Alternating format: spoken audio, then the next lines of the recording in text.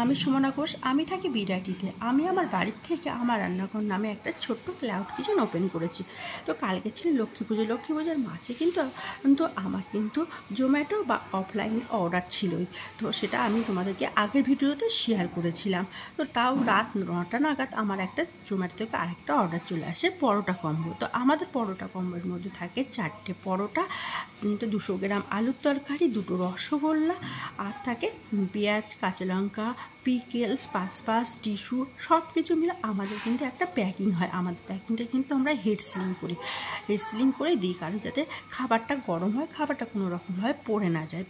তো তোমরা যদি আমার রান্নাঘর থেকে তোমরা অর্ডার করতে চাও, তোমরা জোম্যাটো বা সুইগি থেকে করতে পারো। আর তোমরা যদি থালি অর্ডার করতে চাও, তাহলে কিন্তু তোমাকে অফলাইনে করতে হবে। আমি স্ক্রিনে দেওয়ার নাম্বারে তোমরা কিন্তু অফলাইনে তোমরা অর্ডার করতে পারো। তোমরা যদি বিরাটি থেকে বারাসাত থেকে বেলঘরিয়া মধ্যে হও, তাহলে কিন্তু তোমরা অফলাইনে স্টেশন পর্যন্ত অর্ডার পেয়ে যাবে। আর যদি দুর্গানগর বা বিশ্বরপাড়ার মধ্যে হও, তোমরা লোকেশানে কিন্তু অর্ডার পেয়ে যাবে।